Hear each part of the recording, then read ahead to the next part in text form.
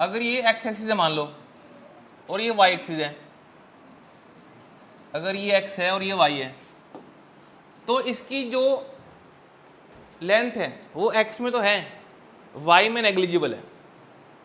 बस वो थोड़ा शो करने के लिए ऐसे दिखा रखा है इसको, y में ये कैसी जाएगी, नेग्लिजिबल जाएगी।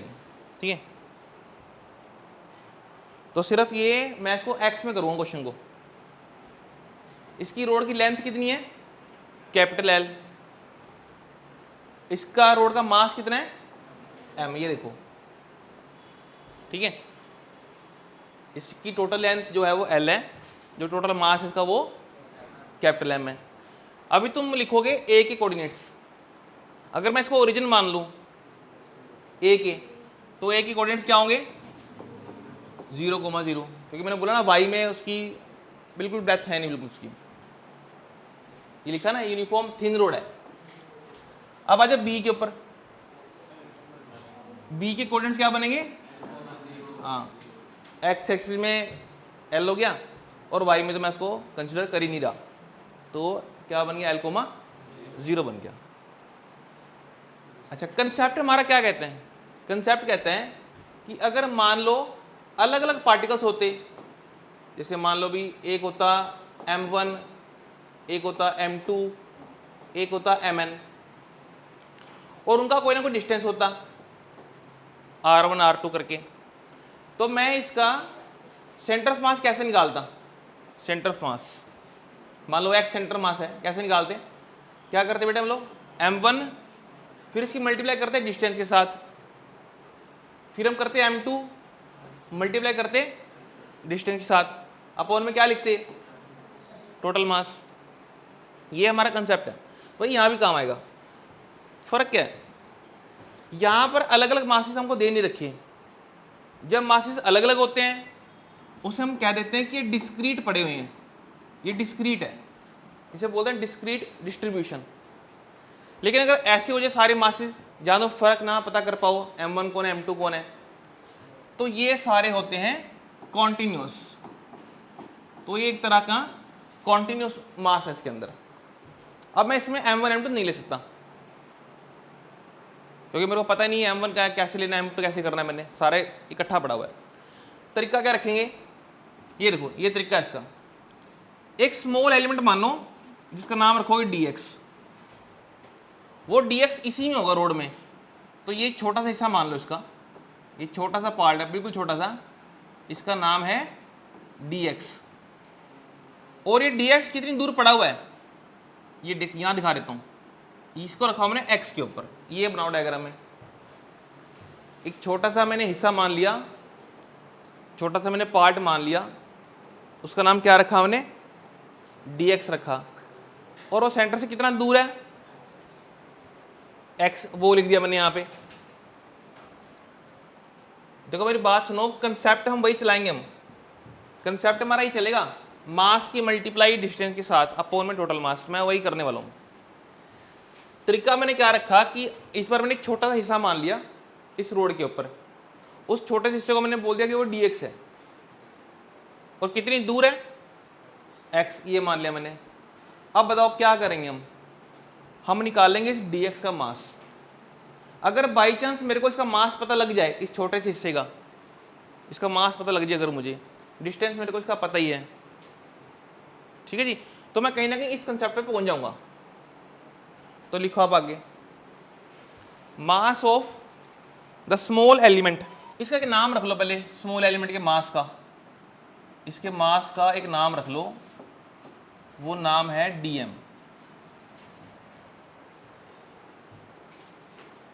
ठीक है, dm क्या चीज है, इसमें छोटा सा जो हमने एक एलिमेंट माना है dx, उसका मास है dm, वो मैंने मान लिया कि इसका मास dm है।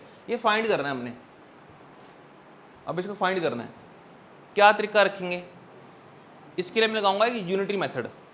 कौन सा मेथड, देखो क्या होता है वो, मान लो एग्जाम्पल के लिए चलते हैं कि भाई, एग्जाम्पल के लिए ले रहा हूं बेटे मैं, कि मान लो 10 पेन्स हैं, इनका जो रेट है मान लो वो पड़ रहा है 50 रुपीज़ का, एग्जाम्पल के लिए 10 पेन्स है, उनका रेट क्या पड़ रहा है 50 रुपीज़ का। फिर बोलो एक पेन का रेट 5 रुपीज़, क्या करेंगे 10 से डिवाइड करेंगे। सपोज करो मेरे को आंसर चाहिए 4 पेन्स का, तो मैं अब 4 से क्या करूंगा इसको मल्टीप्लाई, ठीक है जी, मेरा यहाँ पर आंसर आ जाएगा, ये मेरा आंसर आ गया, ठीक है। अब इसी को लेके चलते हैं हम लोग, और मुझे ये बताओ, हाँ जी, अगर मान लो एक रोड है जिसकी लेंथ कितनी है L, सारे का मास कितना है M, तो एक छोटे से हिस्सा जिसका नाम था DM, उसका मास निकालना है। एक बार, अगर एक रोड जिसकी लेंथ L है, एक रोड जिसकी लेंथ कितनी है L, जो उसका मास है वो है कैपिटल M, ये बात थी ना, एक रोड थी जिसकी लेंथ कितनी थी L, उसका मास कितना था M। अगर हमसे पूछे कि बताओ भाई यूनिट पार्ट का मास कितना होगा, एक यूनिट पार्ट का, उसके एक हिस्से का मास कितना होगा, क्या आंसर दोगे M/L, तो उसके एक पार्ट का आंसर आ गया। मैंने बोला कि यार बताओ dx का कितना मास है, क्या करोगे dx से करोगे मल्टीप्लाई, ये कंसेप्ट है ना ये। अब आ जाओ अपने कंसेप्ट के ऊपर कि लगाएं कैसे इसको, मेरे को तो x से cm निकालना है, अब इसको लगाना कैसे है, क्या तरीका था, मास ढूंढ लो और उसकी मल्टीप्लाई डिस्टेंस के साथ करनी है। मास मैंने ढूंढ लिया dm, मल्टीप्लाई कर दी x के साथ, ठीक है कोई बात नहीं। लेकिन यार अगर मेरे पास m1 m2 mn होते तो मैं m1 x1 करता, m2 x2 करता, अपॉन टोटल मास करते। लेकिन अभी यहां देखो ध्यान से, अब इसके लिए पूरी लोड कैसे निकाली जाएगी, अब इस पूरी लोड के लिए एक dx तो ये रहा, ऐसी एक dx मैं यहां मान लूंगा, एक dx यहां मान लेंगे, एक dx यहां मान लेंगे, करते करते इस पूरी रोड के dx को मेरे को ऐड करना है, सारे dx जोड़ दें।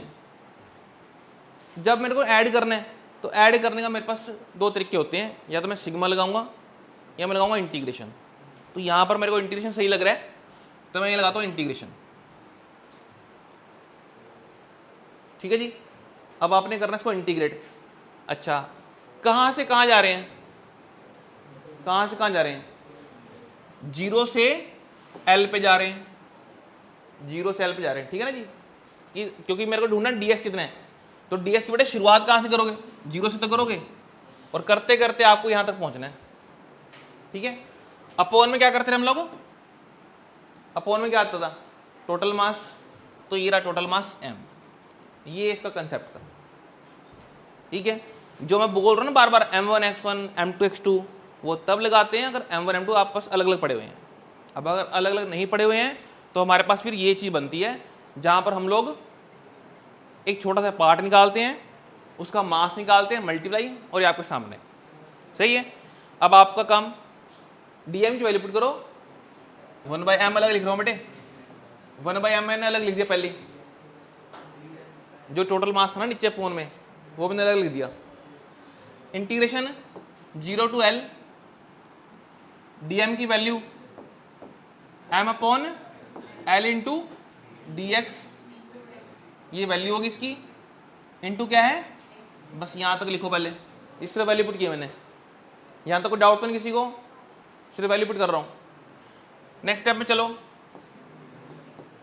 ये बताओ ये जो इंटीग्रेशन है अभी किसके रिस्पेक्ट में है, ये है x के रिस्पेक्ट में, जो कॉन्स्टेंट है बाहर ले आओ, कॉन्स्टेंट क्या क्या है m और l, जो बच गया वो लिख दो, ये लो। अब इधर आ जाओ, x की पावर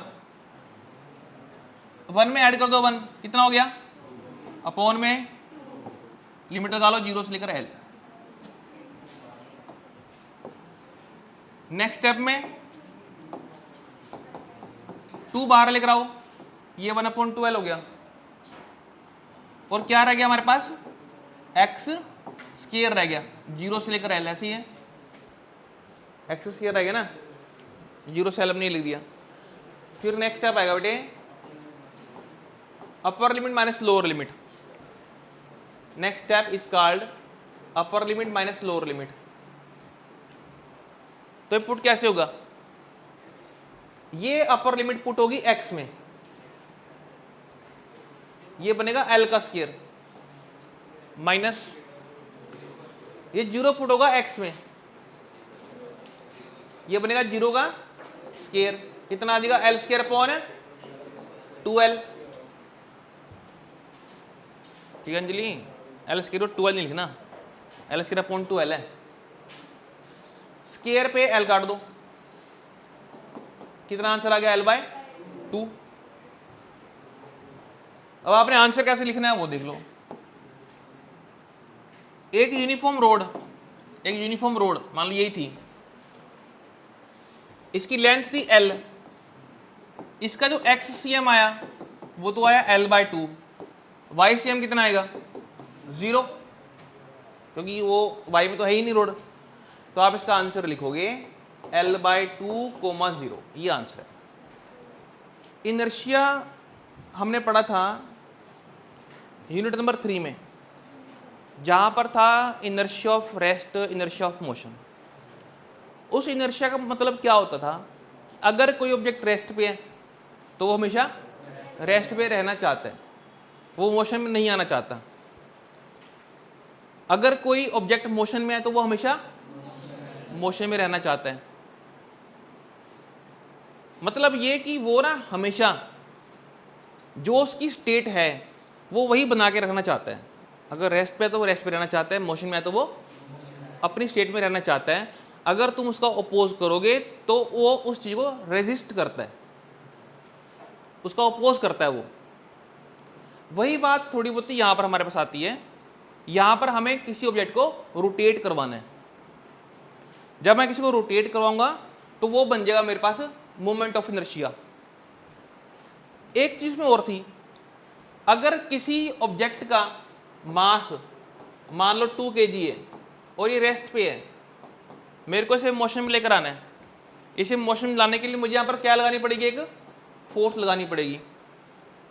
मान लो यही ऑब्जेक्ट अगर हो जाए 10 kg का, अगर 10 kg का हो जाए, अब मुझे फिर दोबारा फोर्स लगानी पड़ेगी।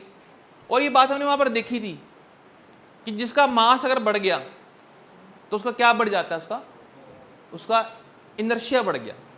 चलो ये फोर्स वाली बात पे आ जाओ पहले। अगर इसका मास कम है तो हो सकता है कि कम फोर्स से चल जाए, लेकिन अगर इसका मास बढ़ा देंगे हम तो हमें फोर्स को भी बढ़ाना पड़ेगा इसकी स्टेट को बदलने के लिए। ये था ना ऐसे। तो मैं ऐसे क्या बोल सकता हूं कि जिसका मास ज्यादा हो गया, यहां से देख लो, जिसका मास ज्यादा हो गया उसका ज्यादा क्या हो गया, इनर्शिया उसका ज्यादा हो गया। तो कहीं ना कहीं बेटे ये वाला जो इनर्शिया है ना, इसको आपने लिंक करना है मूवमेंट के साथ। अब मैंने एक बात बिल्कुल स्टार्टिंग में बताई थी कि जब भी आपके सामने मूवमेंट वर्ड आएगा तो उसका मतलब क्या होगा, आपने उसे मल्टीप्लाई करना है किसके साथ, डिस्टेंस के साथ, परपेंडिकुलर डिस्टेंस के साथ। तो यहां पर मेरे पास लिखा हुआ है इनर्शिया, ठीक है जी। इनर्शिया एक तरह से मास हो गया, उसका मैंने अगर मूवमेंट निकालनी है तो मैं एक डिस्टेंस के साथ चेक करूंगा कि इस पर क्या क्या फर्क पड़ रहा है। अच्छा, अब इसके ऊपर बेटा हमारे पास जो टॉपिक आता है वो ये टॉपिक है, ये नोट करो, हेडिंग बनाओ, काइनेटिक एनर्जी ऑफ रोटेशन। बनाओ आप कोई भी बॉडी, उसमें एक्सिस डालो, इसमें लिखो ओमेगा, और एक काम कर दो, इसमें यहां पर एक मास मानो m1 जिसका डिस्टेंस मान लो r1, एक मास लिख लो यहां पर m2, डिस्टेंस लिख लो उसका r2, और एक इसमें मास मान लो mn, डिस्टेंस लिख लो उसका rn। रोटेशन इसकी है ओमेगा से।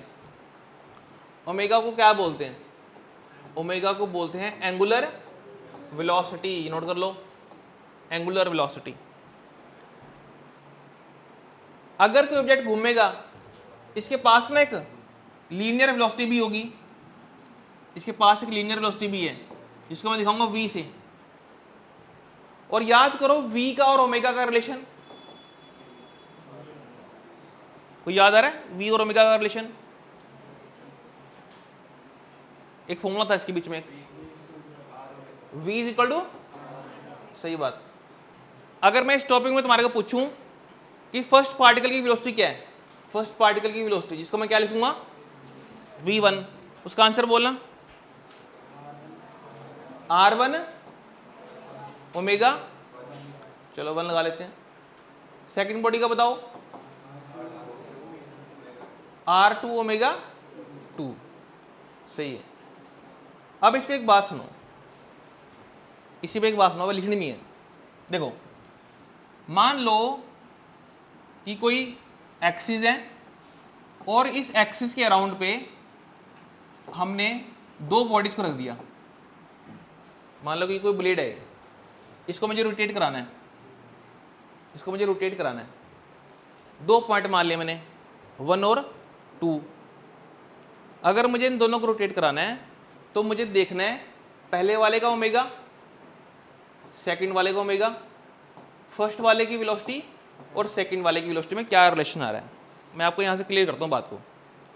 देखो अगर ये ब्लेड पूरा घूमेगा, अगर ये ब्लेड पूरा घूम रहा है तो क्या है पॉसिबिलिटी है कि भाई जितनी देर में 1 ने पूरा चक्कर काटा है उतनी देर में 2 भी पूरा चक्कर काटेगा।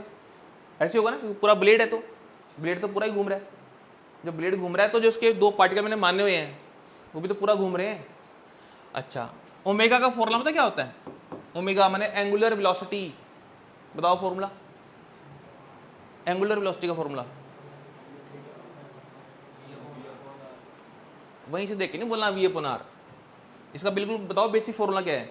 जैसे वेलोसिटी का फॉर्मूला होता है displacement upon time taken, velocity का फॉर्मूला। तो फिर एंगुलर वेलोसिटी जो होगी उसका फॉर्मूला क्या होगा? उसका फॉर्मूला होगा बेटे angular displacement upon time taken. Angular velocity का सिंबल क्या है? ओमेगा। और एंगुलर डिस्प्लेसमेंट का सिंबल क्या होता है? थीटा। अपॉन में आ गया टी।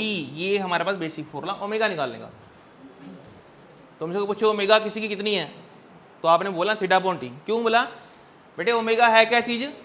Angular velocity. और एक बात बताऊं मैं, अगर यहां डाउट आता है ना, आप सिंपल चला करो। सिंपल फॉर्मूला क्या कहता है वेलोसिटी का? Displacement upon time. अब इसे घुमाना शुरू कर दो। जब घुमाओगे तो वेलोसिटी को क्या बोल दोगे? Angular velocity. जो डिस्प्लेसमेंट उसे क्या बोल दोगे? ये सिंबल है भाई इसके। क्लियर बात यहां तक? अच्छा, अब एक बात यहां से बताओ मुझे, अगर स्मॉल टी हो जाए कैपिटल टी, कैपिटल टी का नाम बताओ। Capital T time period, capital T time period. कौन सा time? Time taken to complete 1 rotation. Time taken to complete 1 rotation मतलब एक पूरा चक्कर, उसका टाइम कहलाता है कैपिटल टी। सोचो अगर ये फर्स्ट पार्टिकल एक पूरा चक्कर लेता है तो इस कितना एंगल घूमता है भाई? कितना एंगल घूमता है? 360 डिग्री घूमेगा, नहीं घूमेगा? 360 डिग्री। अच्छा, एंगल की यूनिट डिग्री तो नहीं होती, एंगल की यूनिट क्या होती है? रेडियन। तो बताओ 360 डिग्री में कितने रेडियन हो गए बेटे? 2 पाई। 180 डिग्री में पाई रेडियन और 360 में 2 पाई। तो बेटे हमारा फॉर्मूला बताओ ओमेगा का क्या बन गया? Omega equal 2 pi upon capital T. 2 pi upon. चलो अब इसको देखो ध्यान से, ओमेगा का फॉर्मूला क्या निकाल दिया मैंने? 2 पाई अपॉन कैपिटल टी निकाल दिया। सबको बात पता लगी है वाली? अब इधर देखना है ध्यान से बोर्ड पे। फर्स्ट पार्टिकल के लिए आ जाओ। क्या फर्स्ट पार्टिकल जब एक चक्कर लगा रहा है तो एंगल कितना घूम रहा है? 2 पाई घूम रहा है। अगर सेकंड पार्टिकल घूम रहा है वो कितना चक्कर काट रहा है? चक्कर उसका एक ही है। एंगल कितना घूम रहा है वो? 2 पाई। तो क्या दोनों का सेम नहीं ओमेगा हो गया? तो ओमेगा आपको अलग अलग नहीं लिखने, ओमेगा जो है ना बेटे वो एक ही रहेगा ओमेगा। पार्टिकल्स अलग अलग हो सकते हैं लेकिन उसका ओमेगा कैसा होगा? सिंगल होगा, सेम होगा। तो मतलब ये होगा बेटे कि यहां से ना एक मिस्टेक तो हमें क्या पता लगी, यहां से इधर देखो, जो ओमेगा 1 लिख रहा हूं वो नहीं लिखा जाएगा, जो ओमेगा 2 लिख रहा हूं वो नहीं लिखा जाएगा, खाली क्या लिखेंगे? ओमेगा। यहां देखना जरा, अगर ये पूरी बॉडी घूम रही है, पूरी बॉडी घूम रही है तो M1 भी एक पूरा चक्कर काट रहा है। कितना चक्कर काट रहा है? एंगल क्या उसका? 2 पाई। सेकंड वाले का भी 2 पाई है और लास्ट वाले का भी 2 पाई। टाइम वही लेके चलेंगे कैपिटल टी। तो ओमेगा रहेगा सबका सेम। अब एक बात और देखो, अब आ जाओ वी के ऊपर। वी का फॉर्मूला होता है बेटे आर ओमेगा, वी है आर ओमेगा। सोच के देखो आप, इस पार्टिकल का सेंटर से डिस्टेंस ये है जो कि r1 है, और सेकंड पार्टिकल का सेंटर डिस्टेंस कितना है, r2 है। तो जो v बनेगा वो पहले पार्टिकल के लिए बनेगा r1 ओमेगा, सेकंड के लिए क्या बनेगा r2 ओमेगा। मतलब वेलोसिटी अलग अलग होगी इसकी।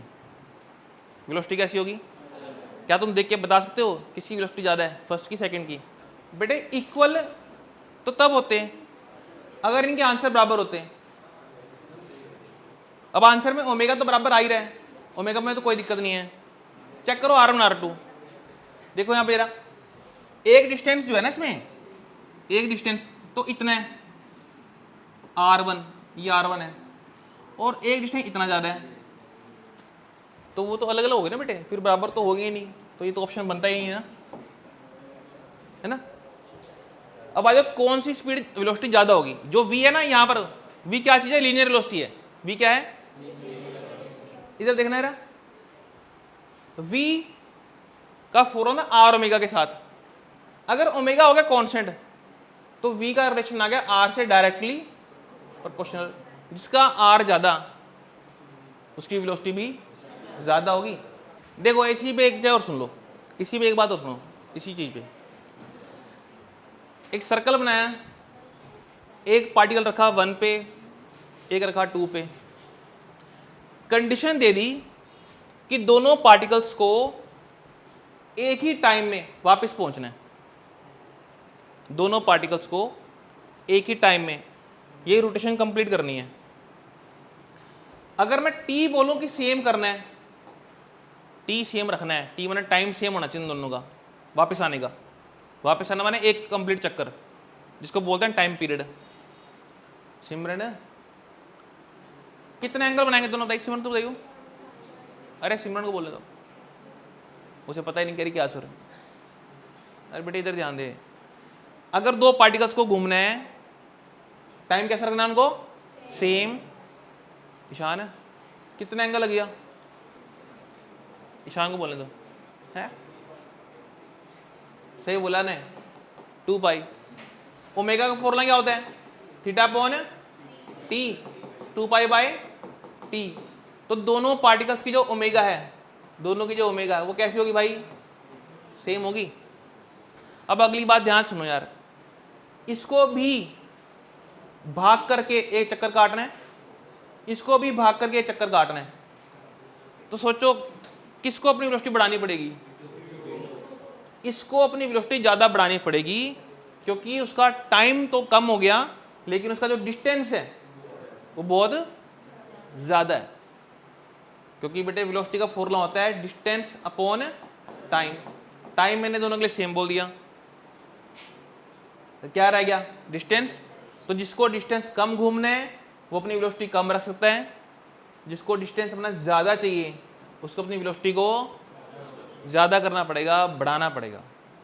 पहले बढ़ो, energy by body due to its rotation.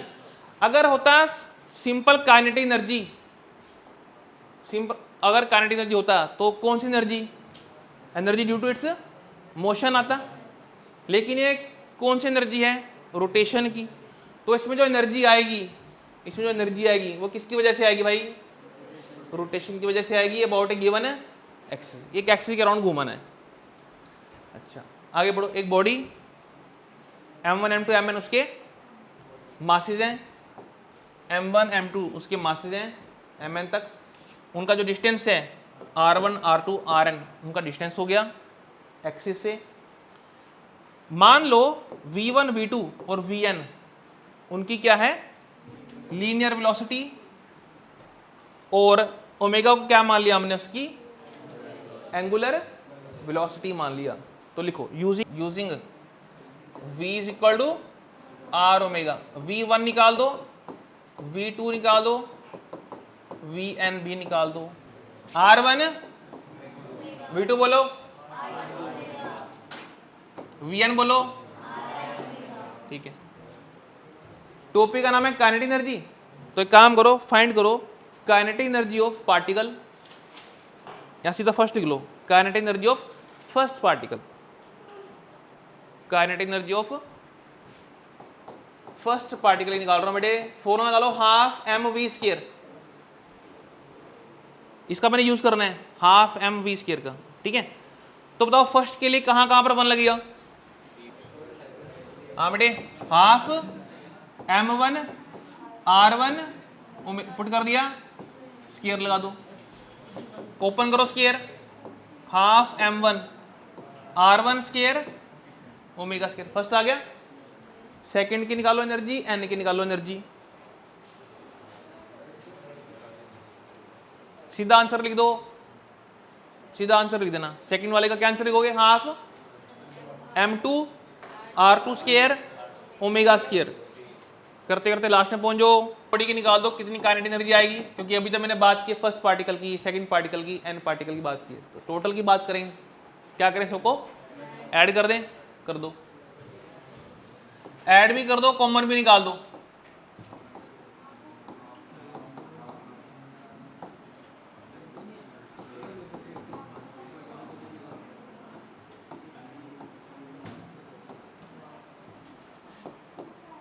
ये आ जाएगा। आई की वैल्यू कहां से कहां?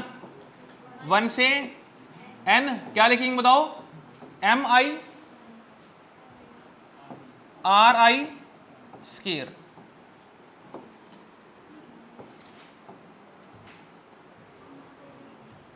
M I R I square, समझिए ना। अगर मैं आई को बन रखूंगा तो मुझे आंसर क्या मिलेगा? m1 r1 स्क्वायर मिलेगा। सिग्मा बोलता है ऐड कर दो, फिर मैं आई को 2 रखूंगा, आंसर क्या मिलेगा? m2 r2 square. सिग्मा बोलता है ऐड कर दो, करते करते कब तक करना है? ये इसका मतलब होता है, सही है। अच्छा, अब एक बात सुनो ध्यान से, देखो अभी लिखना मैं, सुन लो पहले ऐसी बात को, दोनों में फर्क बताओ। जो ये काइनेटिक एनर्जी है ना, ये तो है लीनियर की, और ये मेरा आंसर है रोटेशन का। ये हमारा आंसर किसका आ गया? रोटेशन का आंसर आ गया। ये कौन सा आंसर है? लीनियर का। अभी ध्यान से देखो कॉमन क्या क्या है, हाफ दोनों में आ रहा है। अच्छा, ये है लीनियर वेलोसिटी। कौन सी वेलोसिटी? लीनियर। ये कौन सी है? एंगुलर वेलोसिटी, सही है। मतलब ये भी काइनेटिक एनर्जी है, ये भी काइनेटिक एनर्जी है, हाफ भी कॉमन आ गया, वी भी एक लीनियर है, एक ओमेगा हो गया, एंगुलर वेलोसिटी हो गया। तो अगर मैं इसे कंपेयर भी कर दूं ना, अगर मैं इसे कंपेयर भी करूं, तो कहीं ना कहीं जो ये मास है, इसका जो मास है वो इस रकम के बराबर ही आना चाहिए। अब गौर करो बेटे, यहां पर मास आ तो है, क्या आ रहा है इसमें? मास आ रहा है ना। आर क्या चीज है? आर सिर्फ बता रहा है कि जो आपने एक पार्टिकल में एम रखा हुआ है ना, वो कितनी दूर रखा हुआ है। आर का वैसे कोई रोल नहीं है। आर क्या बता रहा है? कितने डिस्टेंस के ऊपर है। मान लो m1 ये रहा, मान लो ये m2 है, m2 भी तो मास है, पर कितनी दूर पड़ा हुआ है वो ये बता रहा है। तो बेटे कहीं ना जो मैंने ब्रैकेट में लिखा है ना, ये भी एक तरह से मास के बराबर ही है। किसके बराबर है? मास के। और लीनियर में ना, लीनियर में मैं इस मास को बोलता था कि ये इनर्शिया है। जैसे अगर मास कम था तो इनर्शिया कम था, मास ज्यादा है तो इनर्शिया ज्यादा है। तो बेटे लीनियर में कहीं ना कहीं जो मास है वो किसका रोल प्ले कर रहा है? इनर्शिया का। इट मीन्स कि ये जो मेरे पास ब्रैकेट में आया ना बेटे, ये भी तो इनर्शिया हो गया। क्या हो गया ये? इनर्शिया। बस इसको बोलना क्या हमने? Rotational inertia. कौन सा इनर्शिया? ठीक है। अब इसका आप सिंबल लगा लो नेक्स्ट लाइन में, kinetic energy is equal to half I omega square. बस ये लिख लो, ये आंसर है इसका। Kinetic energy is equal to half I omega square. यहां लिख रहा हूं भी साफ साफ, kinetic energy is equal to half I omega square. Where I क्या है बता दो एक बार? Sigma I1 to n M I R I का स्क्वायर। ये है इनर्शिया। मैं फिर बोल रहा हूं, लीनियर के केस में अगर मास कम था तो मैं कहता रहा इनर्शिया कम है, अगर मास ज्यादा था तो इनर्शिया ज्यादा था ना बेटे। कहीं ना कहीं यहां भी वही बात है, पर इस बार मास डिपेंड भी कर रहा है किसके ऊपर, डिस्ट्रीब्यूशन के ऊपर। डिस्टेंस बोल दो या बोल दो डिस्ट्रीब्यूशन, कि मास कहां कहां फैला हुआ है, का जो डिस्ट्रीब्यूशन है वो कैसे करना है हमने। अगर मास का डिस्ट्रीब्यूशन हमें समझ आ जाए तो हम उसे कई चीजें बना सकते हैं। इसका एग्जांपल अब यहां पर चलेगा, जो कारों के जो व्हील्स होते हैं उसको बनाते कैसे हैं। अगर कभी आपने गौर किया हो, यहां पर आप देख भी लोगे कि ज्यादातर जो मास होता है ना, ये देखना, वो सारा साइड में होता है, सारा मास दूर है सेंटर से। सिर्फ स्पोक्स होते हैं जो उसको जोड़ते हैं, स्पोक्स हैं जोड़ने वाले। मान लो अगर 10 किलो का रिम है ना, तो उसमें 9 किलो यहां लगा रखा है और 1 किलो के स्पोक्स हैं। अब 9 किलो दूर क्यों लगा दिया बेटे, एक्सिस से जितना दूर जाओगे क्या बढ़ गया, आर बढ़ गया। इनर्शिया का फॉर्मूला क्या है तुम्हारा, इनर्शिया का फॉर्मूला क्या है, बोलो, MI RS आ गया। एक सिंपल बोलना, MR² बोल दिया करना। अगर आपसे कुछ सिंपल पूछे क्या बोलोगे, MR। M क्या है, R क्या है, डिस्टेंस। कौन सा डिस्टेंस, परपेंडिकुलर डिस्टेंस। तो इधर देखना, जितना R बढ़ा दोगे उतना क्या बढ़ जाएगा, इनर्शिया बढ़ गया। जितना R बढ़ेगा उतना क्या बढ़ेगा, इनर्शिया बढ़ेगा। तो बेटे यहां देखना क्या कर रहे हैं, अगर 10 किलो की कोई चीज थी हमारे पास और 10 किलो को हमने बनाना था व्हील, तो सारा 10 किलो फैला नहीं दिया, तरीका क्या रखा, 9 किलो अलग कर दिया, बाहर ले गए, बाहर लेके मैंने R बढ़ा दिया। अगर R बढ़ गया उसका इनर्शिया बढ़ गया, इसलिए इसका इनर्शिया ज्यादा होता है ऐसे व्हील्स का, वो समझना।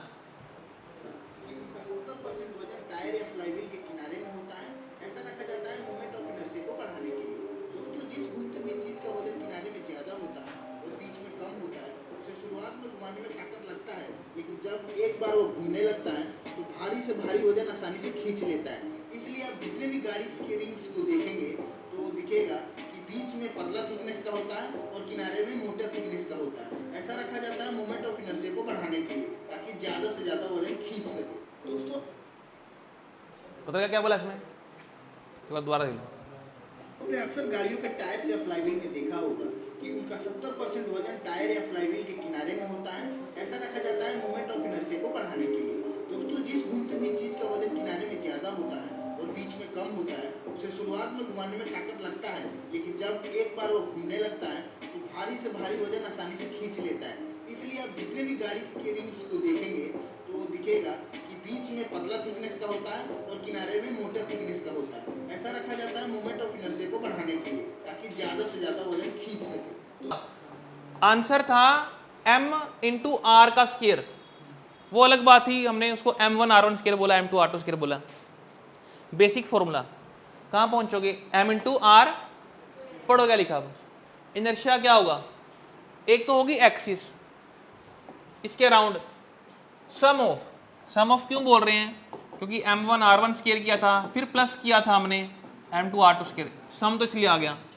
किस किस का बोला, प्रोडक्ट ऑफ, मतलब मल्टीप्लाई, किस किस की मल्टीप्लाई, मास की multiply and square of the perpendicular distance, इसकी मल्टीप्लाई ये रही है ना। आगे पढ़ो, नेक्स्ट लाइन किस पर डिपेंड कर रहा है,